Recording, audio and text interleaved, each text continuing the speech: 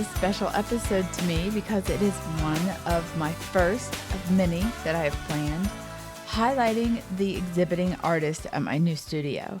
And we recorded this in person at the studio, so you're going to hear us sharing a mic because I usually do this remotely with my guests. And you're going to hear people coming into the shop because we were doing this live at the shop. I hope you still enjoy it, and I am thrilled to bring you Tom Delamater. He is a wonderful abstract artist here in the Stark County community, and you get to hear all about his process and everything we have coming up. So enjoy. Welcome back to Brewtifully Made. I am ecstatic about having Tom Delamater here for a special broadcast and a special episode because he is my exhibiting artist for September. Welcome, Tom. Thanks, Tracy. It's great to be with you. I'm really excited for the show, which is coming up for the entire month. We have a ribbon cutting this week on Thursday night, and right after that is Tom's reception for his beautiful artwork, and I can't wait for him to share his entire story. You're going to start from when you were a child. Yes. No, really, I mean, his influence from his father and what he has shared with me so far is just wonderful, and your process and everything that you do with your art. So I would love for you to go back as far as you would like, but really, Yeah. I just think that it's fascinating. So please share. Mm-hmm. Well, I appreciate the chance to do that and talk about my dad because he was a very talented illustrator and cartoonist. Mm-hmm. Dad was a draftsman by trade. He worked at Diebold here in Canton for 30 years. And on the side, he was always doodling. And he went to school, took some drawing classes, but he had also done that since his high school days. Mm-hmm. And so Dad just was he just had a great eye. And he developed over time a style of cartooning that was very clean lines. You've seen some of it.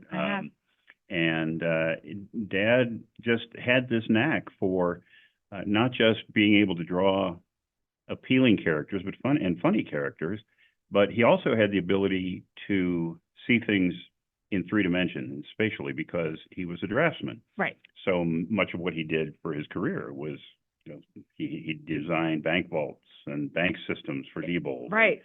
And so draftsmen are kind of like architects. They understand how to do that. And Dad saw everything 3-dimensionally. So he had this ability to draw like aerial views of things and sketch out buildings and neighborhoods or what have you. So that was an influence just from the standpoint that he was always doing it. And then Dad also, I think, maybe underappreciated by us kids growing up, he had a lot of books on art. And he had a lot of books that contained, reprints of famous paintings. Oh, or what have wow. you. Yeah. So we had that around the house all the time. And growing up, those were fun to look at, but nothing really clicked with me during that period of time. Yeah. So he showed me a few things, drawing and sketching, and I started to do that when I was in high school, but then that just faded, and I got into other things and got into my career. And didn't pursue any of it until much later in life. I know, that's what you shared. And I'm going to see if I can sneak some of the drawings, a couple of his father's, because he has shared those with me. Tom, they're amazing. And I love his writing with them. And you were sharing how the perspective, like you said, in his mind is translated on paper with a story. And it's it's so creative. And your career, like you said, really isn't based in art, wasn't starting out in art, but you're a very creative person. Well, thanks. I was always around mostly art direction, publication design, advertising. And because of that, then also worked around a lot of photographers and some really world-class photographers. And then you learn things about lighting and you learn about color. Yeah. You learn about composition. So I never claimed to be an art director in the purest sense. I worked with a lot of art directors.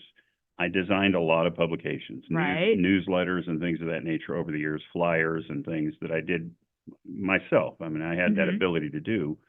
But an art director to me is somebody who has taken that to a whole nother level. But I worked with a lot of great art directors over the years in publishing and in advertising. And so, again, those things start to rub off on you. And you learn from those people, photographers, art directors, and so on. And so it was during that period of time, I think, that I gained a real appreciation for color and balance and composition Yeah. and things. And that obviously has served me well. It has, in yeah, painting. because those are some of your strongest suits when you look at your pieces and the abstract and impressionism that you tend to describe your pieces having. You can see that, but the influence of that experience also comes through. Yeah. Just like you're pocketing all of that knowledge as you're talking to an art director or you're talking to a photographer, your layout, all of that, I can see that bits and pieces are in your work. And I just think it's fascinating. Also, the fact that you did not even start painting until the pandemic. Right.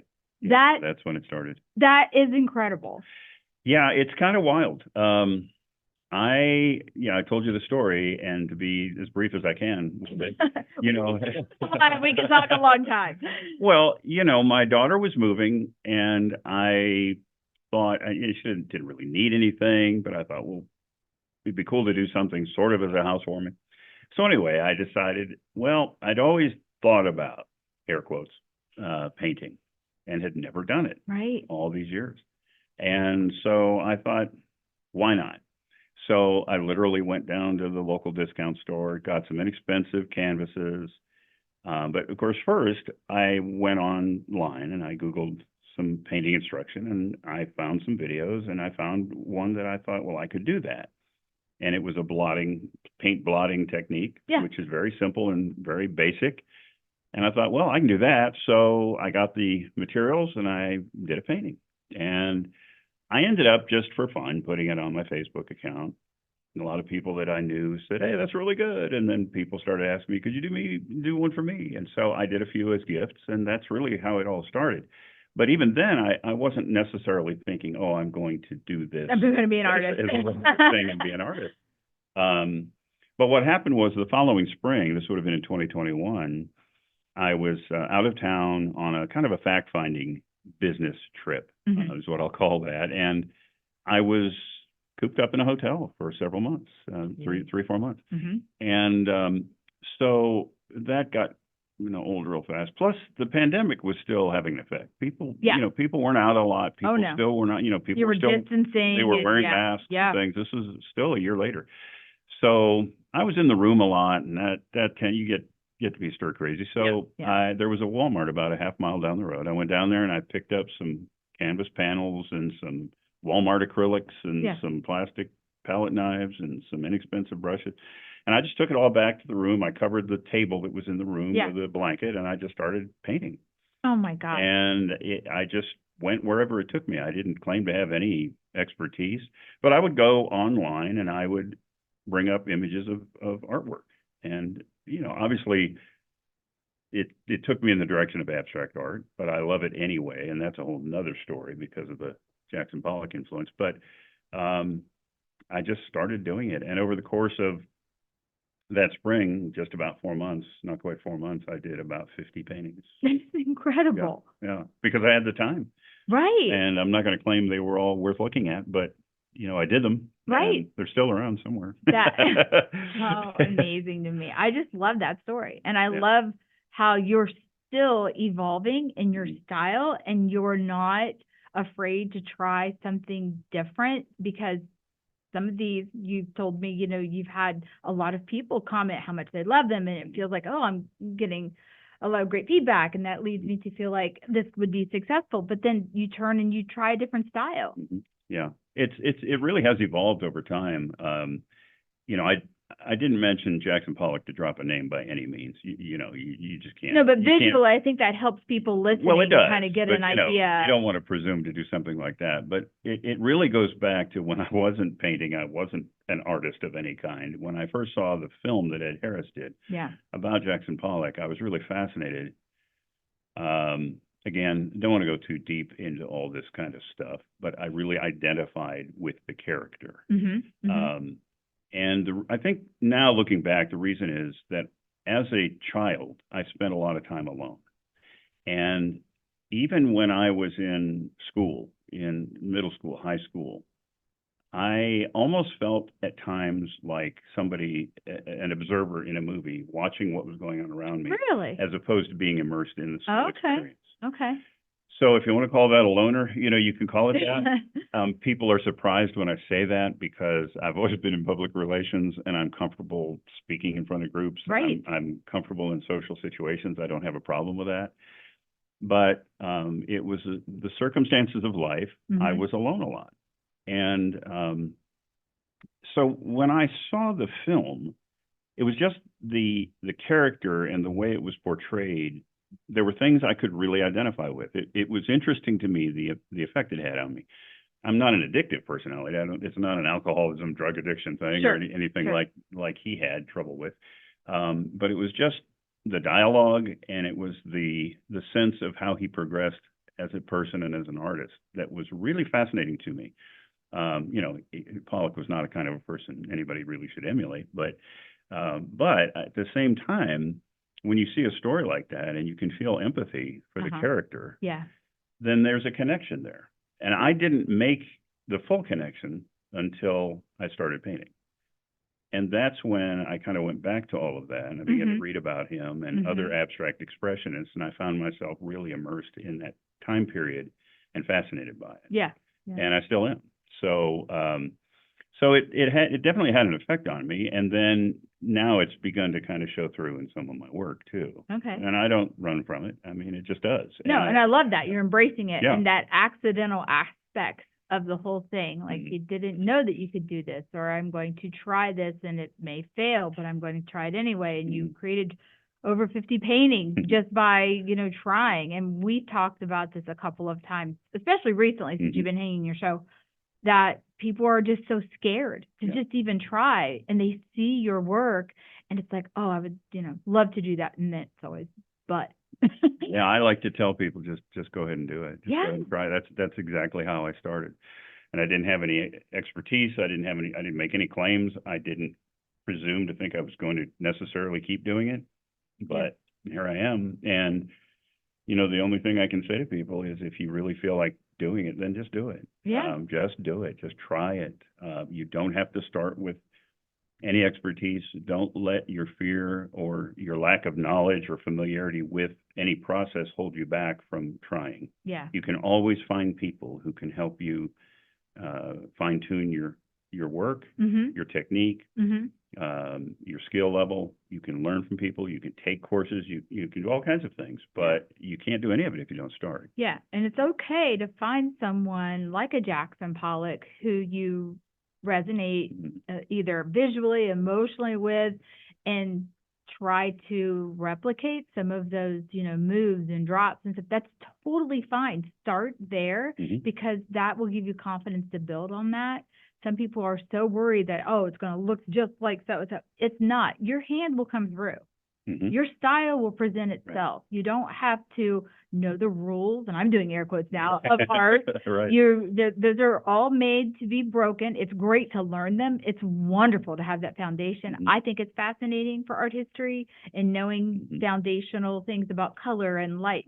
It helps me want to learn more. I love learning. And so I think that should be a driving force, but it should not be the reason that you start because you don't know those things.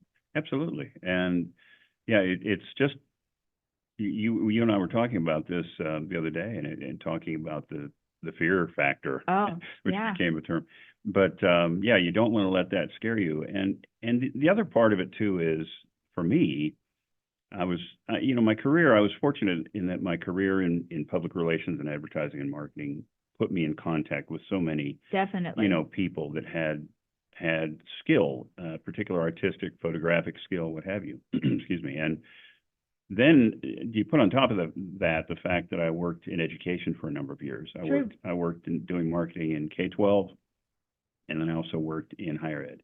And my most recent full-time position was with a community college district in Texas. And we had a gallery at one of the campuses. We had art faculty there, just some superb artists, art historians, photographers, sculptors. Oh, wow. And so I was around them a lot because our department, again, I was doing public relations, so we helped promote the drama, the music, the art department, the gallery. And so I was around them a lot, and I was fascinated by Yeah. their skill, their talent, their knowledge, just high respect and regard for all of them. Right. And so over time, then too, I would attend the different exhibitions at the gallery, and the gallery director would have artists from the Dallas area and beyond come in and do shows. Oh my goodness. So then you're exposed to a whole nother group of brilliant artists. Right. And it was just a cool thing to be immersed in Yeah. and to be around. So that, again, I wasn't even doing art. I wasn't painting. I didn't think I had any aspiration to that. I just enjoyed it. Right. But it rubbed off. It And does. so now, I reflect back on those times quite a bit when I'm doing my work, or when I'm hanging paintings, or Oh, sure. curating or installing a show. Yeah. Those things rub off on me. Yeah, you think back, that's a huge Yeah. impact. But if I hadn't started, at some point, and this has all happened after all of I this. So know. all those experiences added up, and then one day, I flipped a switch, and here I am. I know. It's Yeah. not like you were painting in the middle of this and you're asking questions that you could apply right then. I mean, Yeah. it's just all of this knowledge built up, and I then had all of a sudden no it just comes idea, out. no notion I was ever going to do it. Oh, Go that's- figure. Yeah. yeah, it's incredible. Yeah. Your work is incredible, and I'm also really excited that you've agreed to teach class. Yeah. So we've decided on the date. Mhm. So it's going to be September 30th. Right. In an evening, and you're Mhm. going to instruct and lead, but really give people the autonomy to Mhm. do their own work with abstract art, and Mhm. they're going to get to create 2 campuses. Yeah, the idea here is to just start. There you go. And that's the thing, just start. And so anybody who's listening and would like to try, just come and start. Don't overthink it. Don't think you don't have the ability. Don't think you're not qualified. That's unfortunate. When I look at your work, when I look at my work, when I look at anyone's work now, I look at it so differently. And I really don't look, I'm not a critic of artists, because why, that's just not my role. I'm not a critic. I'm an encourager. I'm an admirer. I'm a fan. And I just think it's great when people put themselves out there and give it a go.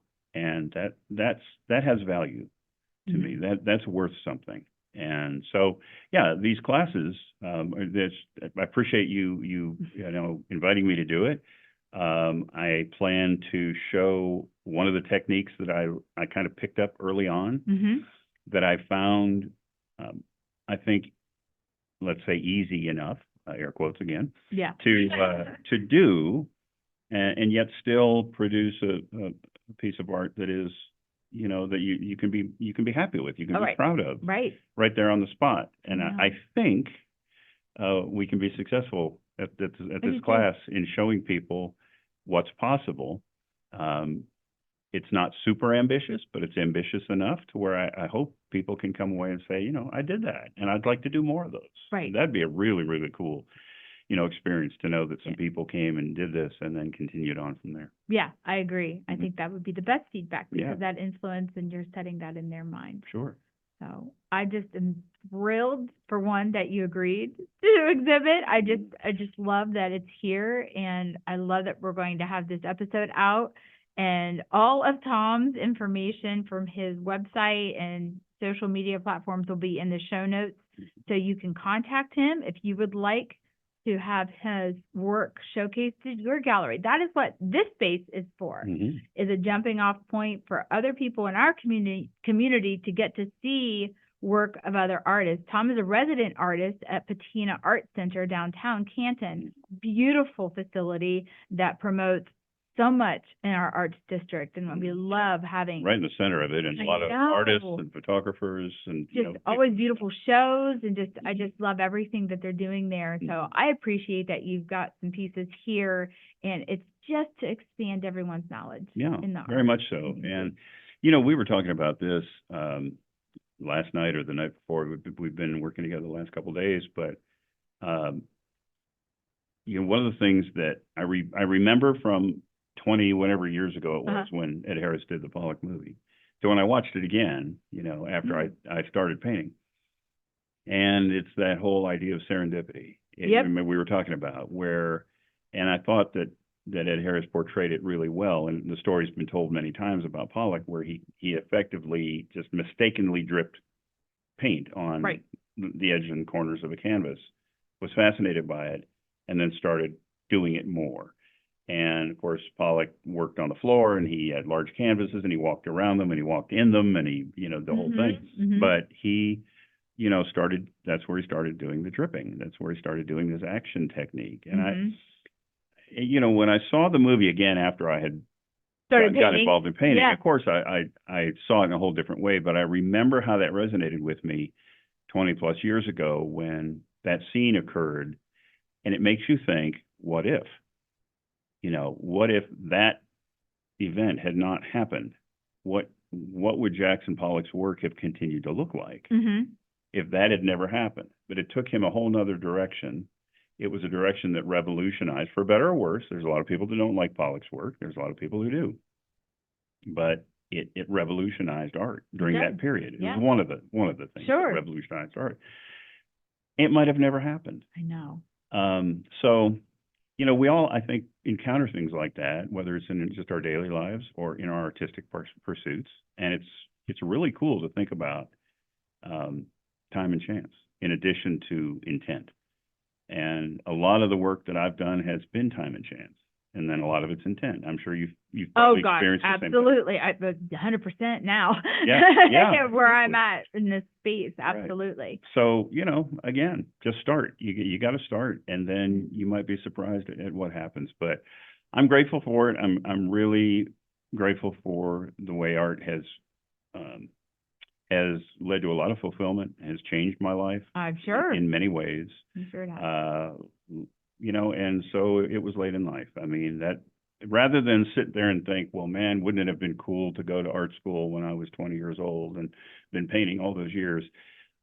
This is what I was meant to do at this particular time. Gosh. So I just try to embrace it and go with it. I feel the same way. I can't even tell you how many times when we talked, I'm like, you know, I really wasn't encouraged to do art because it wasn't going to be a career that would sustain a lifestyle that my family thought that I needed to have, you know, as a young woman, and having that, I don't want to say regret that I didn't go to, you know, art school. I wanted to badly. And I do have, you know, the same kind of thing, man, what if that would have happened? But I'm grateful for where I'm at now, and I am not waiting to do this any longer. I'm doing it now, and that's important message for me as well, to get out there. Just start. Don't wait. Yeah. Well, that's what you've done with this business, though. Yeah, I totally love it. And when you said that, I'm like, oh my gosh, stop! I'm thinking the exact same thing. I love what you've done here. Yeah, Thank you. But you've stepped out, and you had to do it. It is. I have to draw every morning before I start work at 7:30 in the morning. I have to get it out. Yeah. It bothers me all day if I don't have a chance to do that. Sure. And it's like this place, as soon as this really came to fruition and it was an actual viable thing that I'm like, I am going to make this happen, it has energized me beyond ways that I can even explain, because people are like, don't you sleep, don't you do this, because I'm working a full-time job on top of this. And I can't explain how I am full of energy, full of just promise for this to take off and do well, but not just for me, but for the community. Yeah. That's so important. It is. Me. And, you know, one thing I almost forgot to mention that I wanted to be sure to mention, and you and I did talk about this yesterday, because you asked me, you know, my dad passed away in 2018. And you asked me, so did he ever see any of your art, any of your work? And he never did. And, you know, that's unfortunate. I know. It would have been cool. He would have loved it. He would have loved it. Dad he wasn't an abstract guy. He would have loved it, though. I guarantee you. He would have. There is total appreciation for that. He would have loved it. He would have been proud. He would have raved about it, whether it was good or bad, didn't matter. Because, you know, he was a fan. But he never did see it, and it would have been cool if he could have. Yeah. So, you know, many times when I doubt myself or I don't feel like doing anything or whatever, you know, the wah, wah, wah stuff we do. I just think about my dad, you know, and in a way, so much of what I do is to honor him because of the influence that he had with his work. And, you know, I should probably share that real quick story of the fact that when Dad did his cartooning back in the 60s and the 70s, I showed you a bunch of cartoons that Yes, he did. you did. He would They're do- amazing. Yeah, he would do these single panel cartoons and they were really funny.